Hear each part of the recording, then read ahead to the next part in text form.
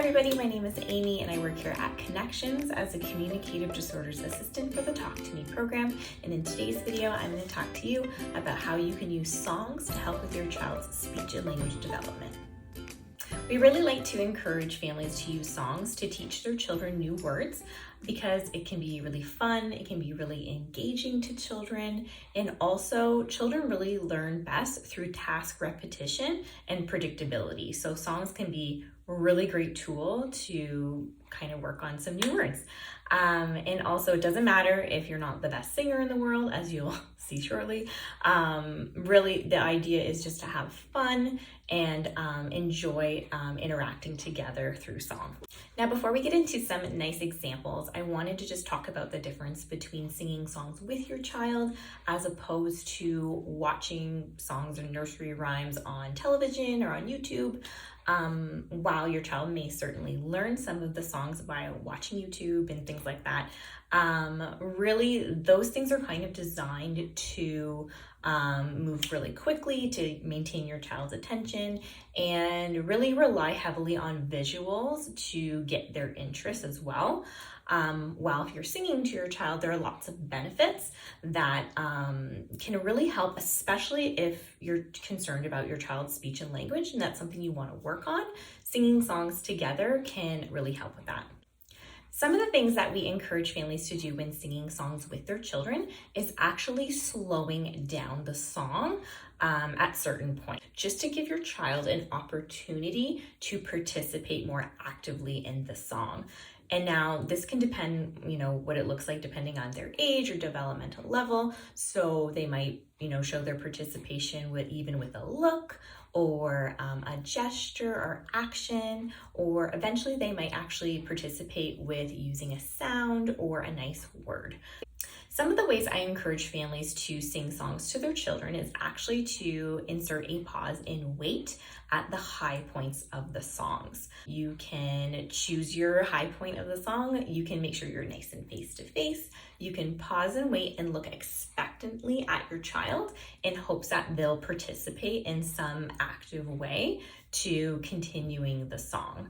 So there's lots of examples of this. So a lot of these songs can be sung for various ages, but especially for very young children. I know when my children were younger, they really liked the song Smooth Ride. So you can actually, bounce them on your knee, and you can sing something like, oh, a smooth ride, a smooth ride, a smooth ride, a smooth ride.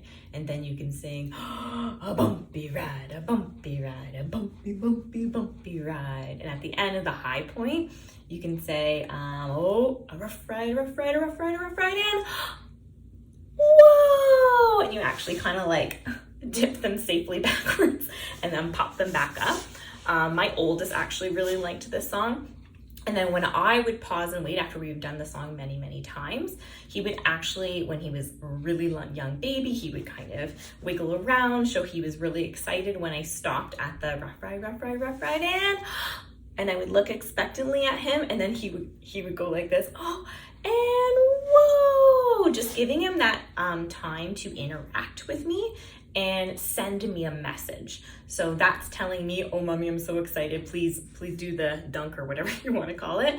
So that can be a really nice option. Another one that my youngest really liked was the round and round the garden. So I would sit him on my lap and I would tickle his back and go round and round the garden with my teddy bear. 1 step, 2 step, and tickle you under there. And I would switch up where I would tickle him.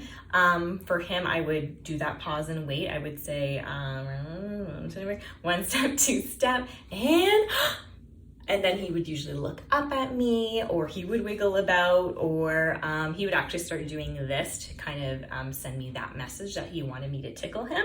And then I'd go, oh, and tickle me under there.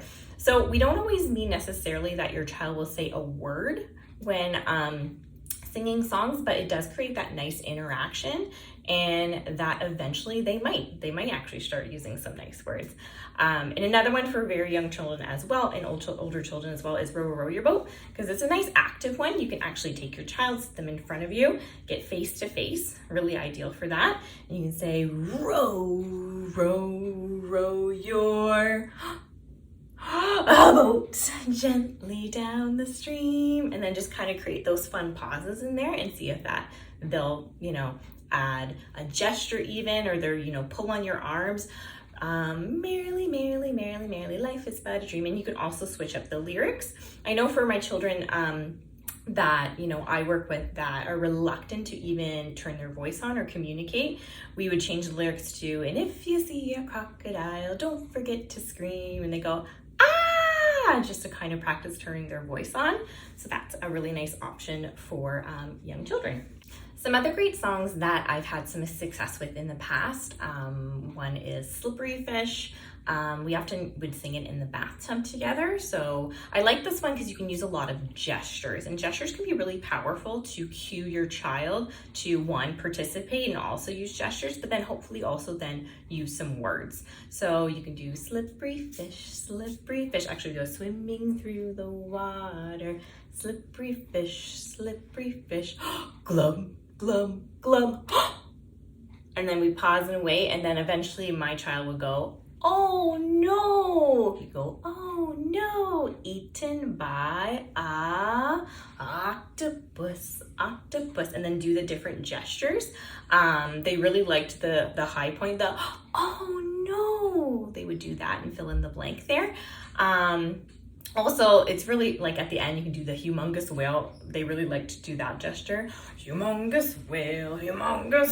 Make your voice go a little bit deeper. Sprouting in the water. Humongous whale, glum, glum, glum. So that's a really nice option.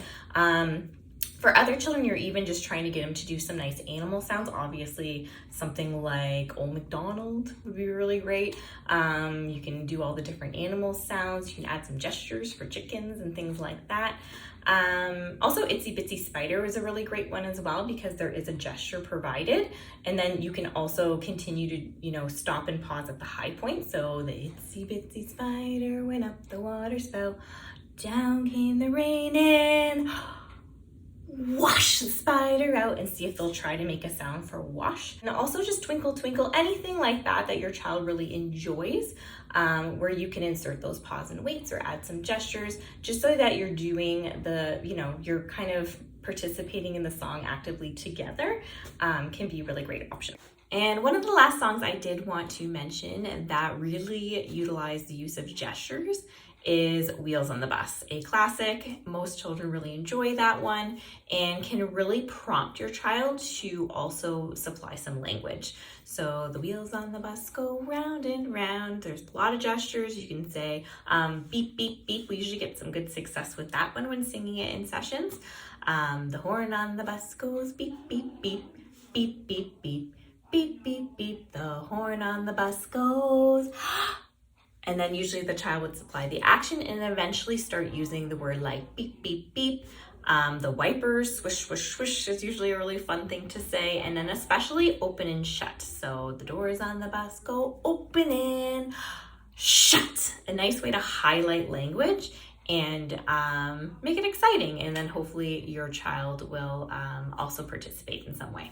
Another song that can be really great for active children, I really like Ring Around the Rosie, can be really fantastic because that one has a really great high point. So you can stand up and go ring around the rosy, pocket full of posy, husha, husha, we all fall down. And then you could fall to the floor, and that's really exciting. There's like probably no other higher point than that. So when you pause and wait, we all fall, your child, they might smile at you, they might look at you, or they might go down and then look up at you, trying to signify that they want you also to fall down. And then you can highlight that language, oh, down, just to teach that word. So that can be a really great option if your child likes to get up and get moving. Songs can also be a great tool to work on some literacy goals. So if you're even trying to work on some phonemic awareness and some pre-literacy skills, a song like Apples and Bananas can be really helpful with that. You can say, I like to eat apples and bananas. And then you can change the sound. I like to oat, opals and bananas. My child found that song to be really funny. And the best one actually specifically for rhyming, I liked Willoughby Wallaby, and it was something we actually did at lunchtime a lot. I don't know why. If lunchtime was getting a little bit cuckoo, we'd sing this song and it would keep my children occupied. Usually you'd say something like, Willoughby Wallaby way, an elephant sat on J, and you'd say different people's names, but we actually did it with real objects as well, and my child liked that. He could try to guess what I was talking about with objects directly in front of him. So I could say, Willoughby Wallaby woon, an elephant sat on your, and he'd say, spoon, and then pick up the item I was talking about. Willoughby Wallaby wilk, an elephant sat in your milk, and he thought that was very funny. So and then you can actually talk about, those words rhyme, they sound the same. So really helpful tool for learning that's fun, and they kind of don't realize they're learning as they go. And lastly, I wanted to just talk about how songs can be really helpful just through your daily routines. My oldest didn't really care for getting his diaper changed, so I remember I used to sing him little songs. And I remember specifically, my child would always gesture like this, signifying like, pick me up, mom, up. And I would model that word, and he didn't readily imitate it right away. But just one day on the change pad, he has little monkeys up on his wall, little decals, and I don't know why, I think he just wasn't happy that I was changing his diaper, so I started singing a song, and I said, like monkeys, monkeys, monkeys, monkeys, and I would go up, up, up, up, up, up, and then I go monkey, monkey, monkeys, monkey, monkey, monkeys, and I go down, down, down, and I would tickle him, and he thought it was the funniest song.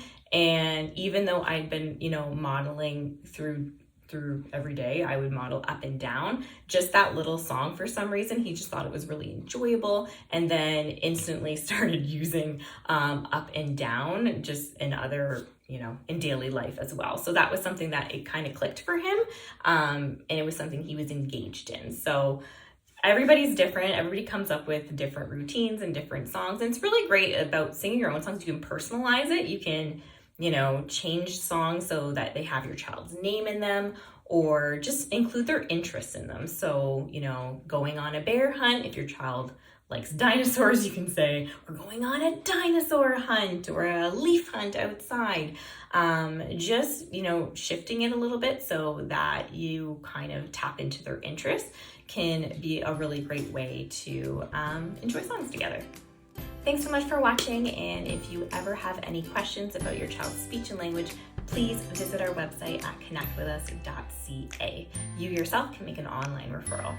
Thanks so much for watching, and thanks for connecting with us.